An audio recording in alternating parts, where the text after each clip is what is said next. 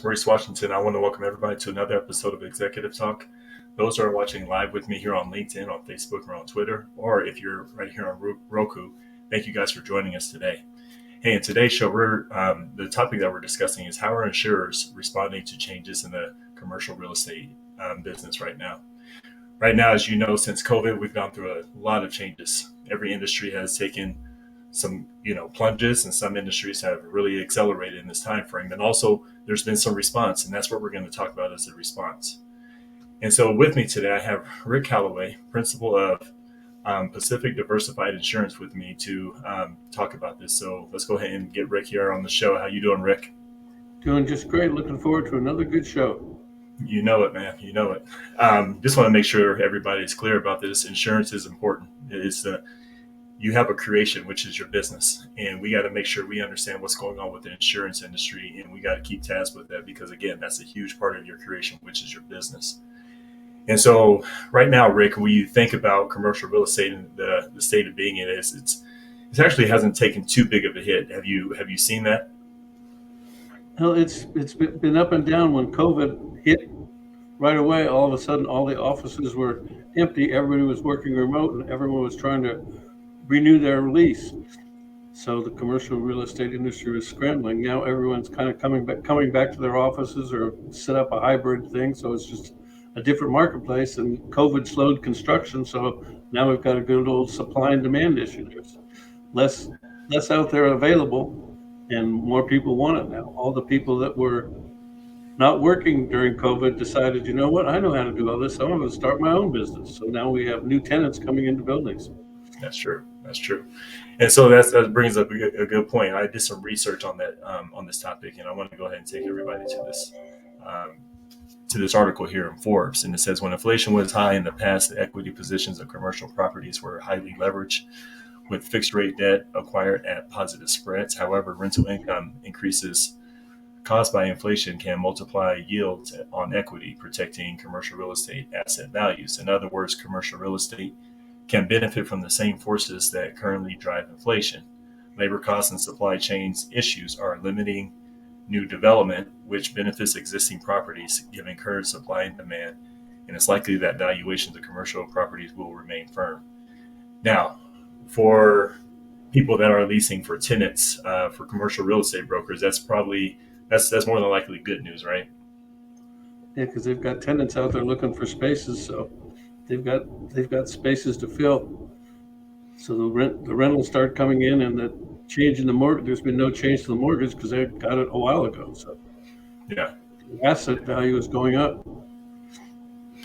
And that's huge. And I know for insurance companies, that's important to them. And I feel like that, of course, that's part of the reason why they're in the industry. Now, here's something that is challenging that I know a lot of people have, they have their mixed feelings when it comes to this, but it comes to the weather change, climate change.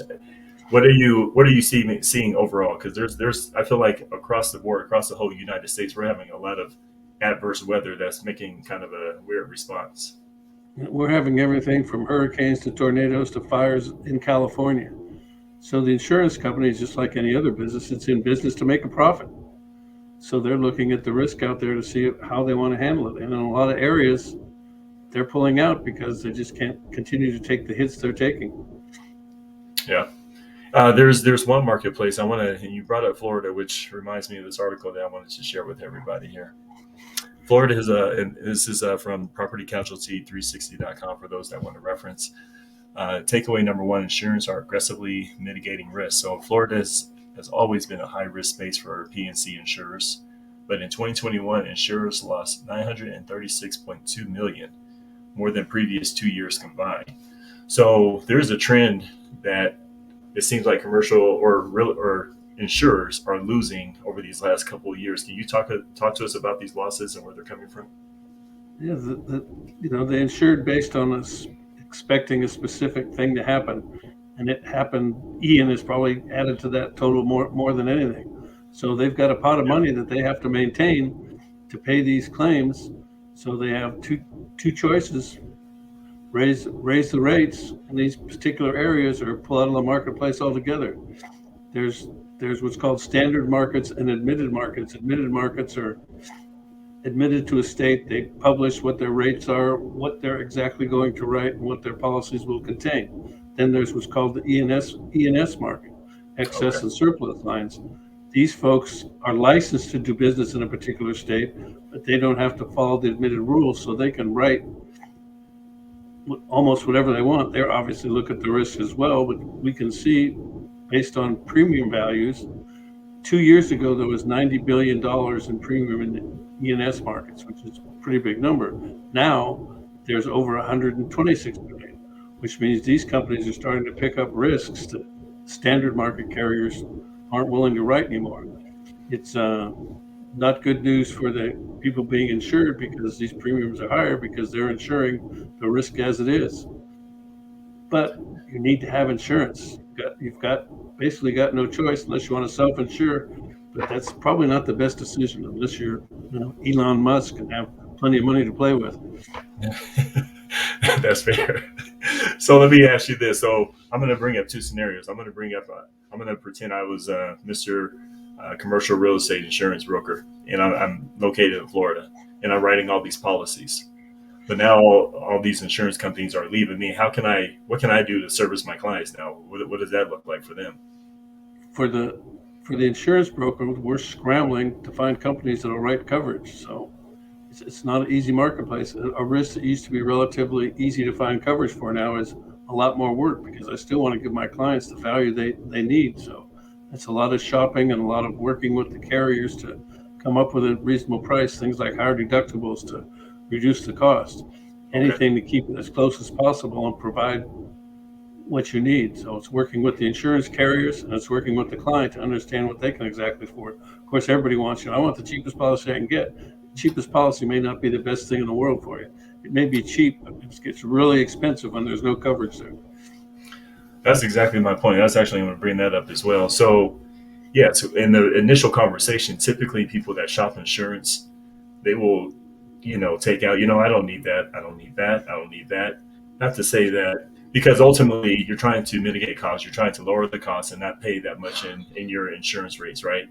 So how do you, what do you say to people that are in the commercial space? Do you have them, when it comes to insurance and negotiating the rates, should you negotiate all those things and take them out, or what should be the conversation in insurance?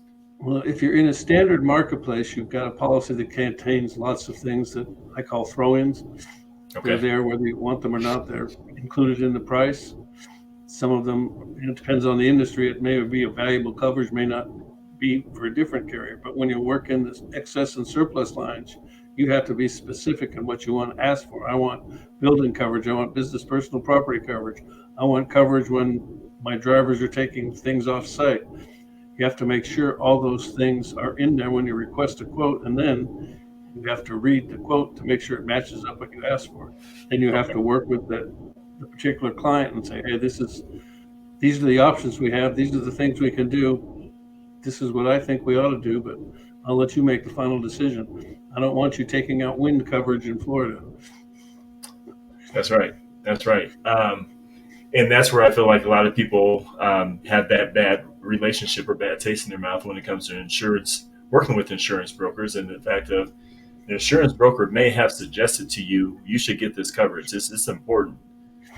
But then it's all of a sudden when that conversation becomes forgotten, and now when Ian happens or some force of nature happens, then there's a conflict with why didn't you tell me about this, right? And so how, I mean, are you seeing that? Do you see that pattern when it comes to that relationship working with business owners? When I'm working with a business owner and I'm really concerned that they definitely need a coverage and they're not willing to take it, I'll send them a letter and make them sign it saying, hey, you offered me this coverage, but I opted not to choose it because last thing I want to do is spend my time in court litigating something like this. I offered the coverage, I made my best recommendation, and you chose to do what you do. Now we're at the point where your claim isn't covered, and now you're trying to put it back on me when in fact I recommended it in the first place. For sure. And I want to make sure that we're clear in this conversation is not to create a battlefield here, is just to create a reality of when your insurance broker is offering these things, there's a reason. And it's not, I understand costs and nobody wants to pay extra costs if they don't want to, but when it comes to this and outside forces, it's a catastrophic event. I mean, Ian caused an insurmountable amount of damage over there, and it's probably one of the worst they've ever seen, from what I'm hearing. And so, as far as trying to recoup and trying to recover your business on that, that's a whole nother loss. Insurance carriers are looking at the analytics of storms and what they cause, what their potential is in their rates now. Never before was it that big a deal, but it seems stronger storms cause a lot more problems. So they're, like I said, they're a business like any other business. They're looking to what they have to do to be successful in their area. So they have to look at all these analytics. Got a lot of Sure. computer data going back and forth and analyzed, and that's what's happening is the premium. Everybody's trying to make sure that they're making their profit just like any other business. For sure. So then, how does a person that has a commercial property in Florida right now, per se, when insurance companies are moving out of the market to protect their best interests, what do they do? I mean, obviously they have to go to outside sources in order to find coverage at this. I mean, or do they just kind of wait until things come back around? What do you think the best suggestion is right now? They're going to have to work with a broker that's familiar with their territory and the risks involved in somewhere like Florida. It's different. I'm in California right now, and people go, I don't want to move to California. There's earthquakes. Well, we have tornadoes and hurricanes all the time. We don't have Right. earthquakes. We have them all the time, but they don't cause a lot of damage all the time. So if you're in an area that has high winds, floods, all that stuff, you're going to have to work. Your broker's going to have to work harder to find your coverage, and Mm, unfortunately, you're probably going to have to pay more for that coverage. But that's if right. you want to be in business, it's a cost of doing business. That's fair. All right, that's good. And this is good. This is why, again, never get bored with insurance, people. This is one of the most quiet storms in your business. If you don't have the security in the background, it can just be catastrophic. So that's why I want you to make sure that you hone into this. Um, so here's what I want to bring up, and I know this is a big deal for a lot of insurance companies, and I got this on real estate trace.com, and this is talking about commercial property risks, and they have about 8 risks that are investing in real estate that come with it. So building quality, Rick, how have you seen that as a huge impact within commercial real estate owners? Well, it has two effects. One, the real estate risk, because I would rather move into a well maintained building than one that's not so well maintained. Yeah. So that's going to drive my asset value up. And two, an insurance company, like I said, evaluates risks. If they see a building that's falling down, basically, not painted, the roof hasn't been taken care of in years, they're not particularly wild about that building. But if you have a well-maintained building, your electric, your fire alarms, all that is up to snuff, they're much more willing to write that business.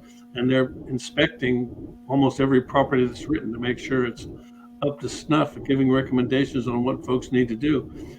And in that same vein, when they recommend that you fix your electrical or put a sign up here or do whatever, it's to help them protect their risk, but it's also to help you protect your risk. These Yes. things they know help prevent claims. That's it. I respect that. I respect that. Um, so how does building quality equal to occupancy? What kind of relationship does that have for somebody? So I own this building. If I don't keep it up, the building quality, how does that? I don't know. Yeah, again, hit occupancy. Well, if I'm out there looking for a new place to move into to move my business into, I would rather go into a building that looks like it's in a lot better shape. And it may not even cost me any more money. It may be the same rent. Sure. But a vacant building is a nice target for vandals. So you want to be in a building that's well maintained and has plenty of occupancy. That's right. That's right. And so with that vandalism, and actually we're going to talk about that in a minute. But I want to bring this up because I think this is another important asset or conversation here when it comes to tenant credit risk. Are we, because you had talked about earlier how COVID and everything has created more new businesses. People are moving in, looking for office space now. People had to get innovative themselves, right? So now more tenants are looking for this vacant space and to occupy these buildings. So now, when it comes to losing for that period of time when COVID hit, I feel like the knee jerk reaction, or the reaction as any business owner would, is try to fill the gaps, trying to get your revenue back in order. And okay, so I'm a new tenant, I want to come in. If you don't look at the credit, I mean, do you feel like they're running into more risk and, being hasty in that? There's two operational factors on the way folks fill their buildings. Some go, I just want to get somebody in there to start paying rent, but they don't look at the Mm, downside. The guy has no credit. His business is slow. He's got a year lease and he can't pay his rent anymore, so I have to kick him out. And how much money does that cost me? Or you do the homework up front, check their credit, make sure they're going to be a good tenant, and then you don't have the problems down the road. I had a partnership that one person wanted to do it one way, one person wanted to do it the other way. The one that wanted to just fill a tenant, they're no longer in business because it cost us so much to get the tenants out. The other gentleman did his homework up front, is still up and doing strong, and he continues to follow the same procedure. Make sure the risk that they're taking on with tenants is worth it. I don't want a tenant in there that's not going to pay me rent in a month, because that doesn't do me much good. that's very true. So here's another thought then.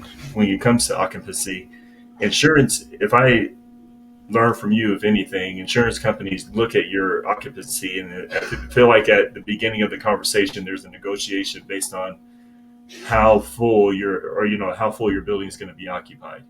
Now, what happens when you don't see that same traffic space? Do you see insurance rates go along with that, or how does Well, that all correlate?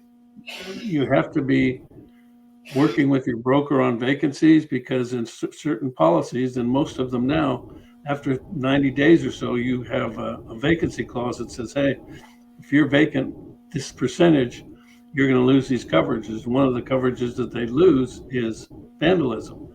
And what happens in vacant properties? Oh, that's a nice target. There's nobody there. I'm going to go break some windows. I'm going to spray paint the building. And guess what? If you haven't talked to your broker and your carrier to let you know you're in negotiations for a new tenant, you just lose that coverage. So it's important for the broker and for you as a business owner to contact your broker and hey, we've got a bunch of vacancies now and we're in negotiations. So to make sure you maintain your coverage. That's fair. Okay. Well, let's talk about this here. When we look at downtime risk and also valuation risk via market rent and cap rate, do any one of those stand out to you as far as Those are pretty much all real estate risks. They don't Okay. really impact the insurance one way or another. I just look at what the value of the building is, how much rent you're collecting, where it's located, and that's what it's based on. That's fair. All right. Well, then here's one I know you can attest to is location risk. How's that? Insurance, How is that part of playing a part? insurance is just like real estate. It's location, location, and location. Yes, sir. If you're in Florida in the middle of a hurricane, that's probably not a really fun place that anyone wants to insure. If you're in That's right. Texas, out in the middle of nowhere, and there's your building and a few other things around you, that's probably a lot more insurable risk because you're not a focus of a big claim. So there is something that's also going on in the background when it comes to commercial real estate, and I feel like commercial real estate is moving in a different direction than what it used to be. It used to be the strip mall areas when it comes to, you would find your stores, you would find a lot of traffic, but now not a lot of people are traveling the same way that they used to, or visiting, stores and doing all that like they used to. And I feel like there's a shift in the marketplace as to how people or how, I don't know if it's the state or businesses that they're looking for to occupy these these commercial real estate that are still unoccupied. How are you seeing the shift in the marketplace with that? Well, we used to have big shopping centers that had the Macy's, the J.C. Penney's, the Nordstroms, and all those places. Now, with people after COVID, they got used to shopping online or having something delivered. That's right. They're looking at more going to a strip mall that has 3 or 4 stores. They don't have to wander through an entire parking lot to get there. So the shift is the big stores are moving to strip malls, and now we have big vacancies in the big malls. But the mall owners are becoming creative, and also the cities are helping out. I think it was Tennessee, there was a huge mall, and all the stores had basically moved out. So they converted that space to a medical center. So it's now a Oh big wow. medical operation picking up a lot of that space. So they're collecting rent. Another location, the city jumped in and they put in roller skating rinks and ice skating rinks. So the space was taken up. So it became less of a nuisance spot, and they added revenue back to the owner because there was something in there. So everybody's working to make this thing work however they can. It's I don't know how you describe the marketplace. It's just in turmoil. We have just so many things going on. We have Yeah. storms wrecking everything. We have COVID changing the way we do business, but we're all still trying to somewhat move down the path that we always moved along. We just have to look at more pieces of the puzzle. That's it. And it goes back to our previous show, and I would like to request everybody go check it out when we're talking about innovation. Business, everybody has to become innovative at this stage. I feel like that's one of the current changes that, again, insurance companies are catching up with this new innovation. Like, for example, like you said, went from strip malls to now, how can we get people there? So it's becoming a lot more entertainment focused. And so it's just a lot of innovation, a lot of change that we're still part of since COVID. And that's where I feel like this is where the new response is. One of the things that actually is occurred to me is last year during Christmas time, and we had that new security risk, which is smash and grab. And so when you talk about vacancy, when you talk about upkeeping your building, how does all that start to play a part in the insurance company's eyes now that that's a new thing that thieves are doing? It's always been around. It's always been a risk, but now it's just becoming more pronounced with a lesser occupied mall. It's much easier to run by, grab something, and run out because you don't have to run through a bunch of people because there's no one there. And the security people might be at an entire other end of the building. So you have to work with security companies that know what they're doing and how to help you protect your risk and design your space so that it's not so attractive to smash and grab. You don't put your nice big expensive thing in the window where somebody can grab it. You put that farther back in your store. So security companies are working with retailers on the proper setup of a store to prevent theft. And you're seeing more and more cameras, all that stuff. Again, it's another cost of business. Business is changing. We have to somehow try and keep up with it. Even the innovation. All of a sudden, you get a great new idea. Right now, you make widgets and you decide you're going to make something else and do this. You better check and make sure that's still covered because that's not what you were originally insured for. Yeah. So the innovation is wonderful, but you have to remember, I better talk to my broker to make sure I'm still covered. It's the last thing they think about until the claim, and they go, well, why didn't you have this covered? Well, I didn't know about it. You never asked me. You never told me. Even if I review policies annually, ask questions, but you may have started this 6 months ago, and the claim may have happened, before I had a chance to review your coverage. Yeah.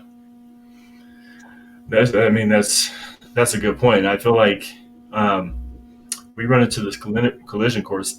We're so innovation, and as we're talking about this, is hitting me as we speak. Innovation is happening daily, and your business model is morphing into something new. You learn something new in your business as you grow and develop, and you want to add this to. And by that time, by that conversation that you had 6 months ago, you're a totally different business sometimes. And I feel like that's what you're alluding to, right, Rick? Would that be Right. accurate? Entrepreneurs want to create. They want to build their business. They want to do whatever they can do. And if something new comes to their mind and looks like it has potential, they're going to go off in that direction. It may be completely, you're a bookseller today, and maybe you say, well, I'm going to sell hunting knives too. It's a little bit different than books. So you've taken on a new risk. That's a pretty crazy example, but I was trying to show how extreme things can be. Very true. That's fair. That's fair. That's fair. So what would you give folks today as a take this show as a suggestion from an insurance perspective into their business model going forward, besides that and what you just told us? Business owner has to work on his business, not just in his business. He has to look at his business plan, look at how it's changing, communicate with his broker. We as insurance brokers ask you questions, not just because we want to play 20 questions. We want to make sure we're covering your risk properly. What you're doing needs to be insured properly. So work with your insurance broker. If you're in a retail space, large, small, work with a security company to make sure you have things set up properly so you're not having things stolen or not have a lot of shoplifting. It's again, it's another cost of business, but if you do the work up front, you're much happier when something happens down the road. Yeah. You know, we're like a CP. You talk to your CPAs, you talk to your attorneys, you need to talk to your insurance brokers. We're trying to be your trusted advisor too. We're just not here to play 20 questions and sell you more products. That's it. That's fair. Here's and this, Rick and I, we've been talking about this show for about a month now, just trying to, you know, think about where we want to take everybody to be transparent. And here's where we are taking folks. And it just hit me today as Rick has been talking. And the key word in this, change. We've been through so much change as a society. We've been through so much change as a business owner. We go through change so often. And I feel like as entrepreneurs, we forget that it's almost like change is, we can say that we don't like change, but we are in the business of change. And in that business of change, we need to be able to be responsive to those. And insurance companies are going to respond just as much as you need to respond. So I want everybody to take this show, and if you're a business owner, think about the changes that you're making. Have the conversation with your insurance broker. In the commercial real estate industry as a whole, there's changes going on with the weather and all kinds of other responses. Stay in touch with your insurance broker. This is what I want to leave everybody with is, as Rick just noted, stay in touch with your insurance broker. He's one of the most important people within your business model. Rick is always available as a business owner, and that's why he's here with us with Executive Talk to talk about these things. But I want to make sure everybody just keys in on that word today is change, and realize how much is happening and how innovation is happening within your business. I want to thank everybody for being here today, taking interest in today's show. We will be here next month and we'll have some more information for you. But in the meantime, Rick and I, we actually have to get back to work. You guys have a great day out there.